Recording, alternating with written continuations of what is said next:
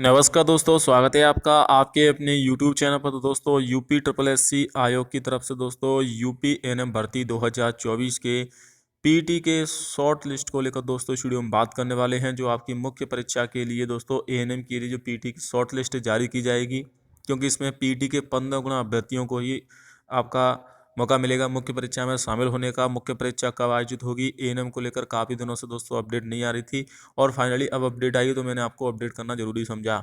इसके अलावा दोस्तों मुख्य परीक्षा डेट को लेकर बात करेंगे। 15 गुना के हिसाब से क्या कट ऑफ बनेगी, क्या सभी छात्रों को चयनित कर लिया जाएगा या फिर दोस्तों इसमें कैटेगरी के हिसाब से 15 गुना लिए जाएंगे।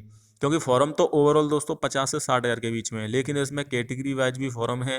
जैसे कि ओबीसी में है, एससी एसटी कैटेगरी में है और सभी कैटेगरी की अलग अलग पोस्ट भी हैं। आपको पता होगा दोस्तों, सबसे ज़्यादा जो पद हैं वो आपके जनरल कैटेगरी में है और 15 गुना के हिसाब से सबसे ज़्यादा जनरल कैटेगरी में ही चयन होगा।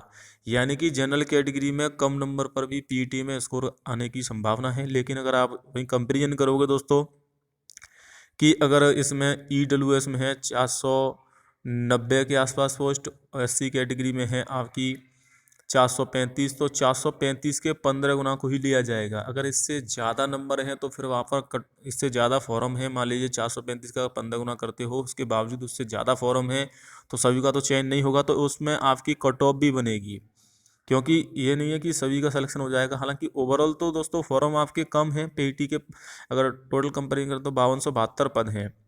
5272 के 15 गुना करो तो लगभग 80,000 बैठते हैं। फॉर्म कम है, लेकिन इसमें किस कैटेगरी में कितने फॉर्म भरे गए हैं ये भी डिपेंड करता है। अगर आप 435 गुणा 15 करते हो तो इसमें 6525 ही दोस्तों छात्रों को चयन किया जाएगा।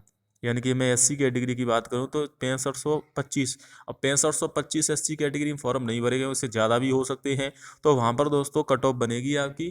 तो ये नहीं है कि सबका सिलेक्शन हो जाएगा, तो इसमें भी आपकी पीईटी की कट ऑफ रह सकती है।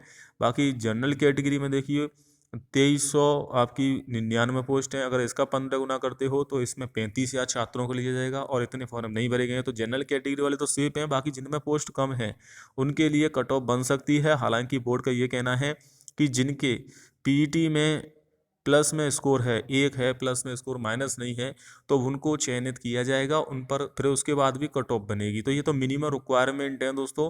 तो वो आपके यहाँ पर अभी फॉर्म की स्थिति नहीं बताई गई है बोर्ड की तरफ से कि कितने फॉर्म टोटल आए हैं। सभी अंदाज़ा लगा रहे हैं कि 50 से 60 हज़ार, क्योंकि अमूमन जो पीटी होता है उसमें एएनएम करने वाली महिलाएं इतनी ही बैठती हैं। 50 से 60 हज़ार के आसपास ही पेपर देने जाते हैं। पीटी का काफ़ी सारी महिलाएं हैं जिन्होंने एएनएम तो कोर्स कर रखा है, लेकिन उन्होंने पीटी का पेपर नहीं दिया था, जिसकी वजह से वो इस भर्ती में शामिल नहीं हुए हैं। वरना फॉर्म और ज़्यादा हो जाती अगर पीटी लागू नहीं होता। हालांकि बीच में पीटी को उठाने की बात कही गई थी। वहीं दोस्तों अगर यूपी एएनएम की बात करें तो 15 गुना की जो शॉर्ट लिस्ट है वो जल्द ही किसी भी समय जारी हो सकती है। काफ़ी समय हो चुका है, फॉर्म भरवाए हुए काफ़ी समय हो चुका है। अब 15 गुना की जैसी लिस्ट आएगी उसके बाद दोस्तों आगे की जो परीक्षा है वो कंडक्ट कराई जाएगी इसी वेबसाइट पर। उत्तर प्रदेश अधीनस्थ सेवा चयन आयोग की इसी वेबसाइट पर दोस्तों आपको लिस्ट देखने को मिलेगी। कुछ इस प्रकार से आपकी शॉर्ट लिस्ट अभ्यर्थियों की जारी की जाएगी। देखिए अभी हाल ही में कनिष्ठ औषधि मुख्य परीक्षा के लिए जो चयन किया गया है उनकी यहाँ पर देखिए लिस्ट देख सकते हैं।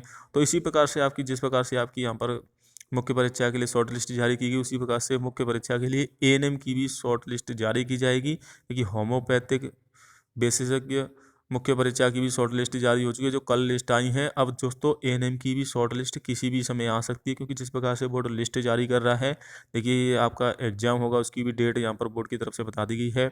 और आपका जो एग्ज़ाम है एएनएम का वो मार्च के लास्ट में या फिर अप्रैल में, इन दोनों महीने में फिक्स है कि पेपर होगा। तो आप इस महीनों के हिसाब से ही तैयारी करें। सिलेबस आपको पहले ही बोर्ड ने जारी कर दिया है। देखिए शॉर्ट लिस्ट जारी करने का प्रोसेस चल रहा है। यहाँ पर कल 2 लिस्ट जारी की गई, एक तो कनिष्ठ विश्लेषक की औषधि और होम्योपैथिक विशेषज्ञ मुख्य परीक्षा के लिए शॉर्ट लिस्ट जारी की गई। ये भी 15 गुना के हिसाब से ही लिस्ट बोर्ड ने जारी की है और ऑफिशियली वेबसाइट पर जाके दोस्तों आप इस लिस्ट को है वो चेक कर सकते हो। इसके अलावा दोस्तों अगर बात करें यहाँ पर कि आगे का क्या प्रोसेस रहेगा, देखिए कुछ इस प्रकार से आपको अपनी लिस्ट चेक करनी है। तो जैसे ही आपकी 15 गुना की लिस्ट आ जाएगी उसके बाद पेपर का आयोजन किया जाएगा। पेपर के बाद फाइनल कट ऑफ बनेगी और फिर आपका चयन होगा। पिछली बार कट ऑफ काफ़ी कम गई थी, इस बार कट ऑफ बढ़ सकती है, क्योंकि पिछली बार फॉर्म भी कम आए थे, इस बार फॉर्म ज़्यादा हैं। फॉर्म में काफ़ी सारे स्टूडेंट ने गलतियां की हैं। हालांकि संशोधन का मौका दिया गया था 4 दिसंबर का, लेकिन उसके बावजूद भी काफ़ी सारे महिला अभ्यर्थी करेक्शन नहीं करा पाए। तो दोस्तों जो मुख्य परीक्षा होगी उससे पहले भी आपको एक बार करेक्शन का मौका दिया जाएगा। कोई गलती है तो आप उसे सुधार कर पाओगे मुख्य परीक्षा से पहले, उसके बाद आपको कोई भी मौका नहीं दिया जाएगा। तो जो मुख्य परीक्षा डेट आएगी उससे पहले एक बार करेक्शन होगा। जैसे ही आपकी पीईटी की शॉर्ट लिस्ट आया, कोई भी अगर गलती हो गई है तो उसे सुधार करा लें। पीईटी की डिटेल और आपकी यूपीएनएम की डिटेल मैच होनी चाहिए। जय हिंद, वंदे मातरम।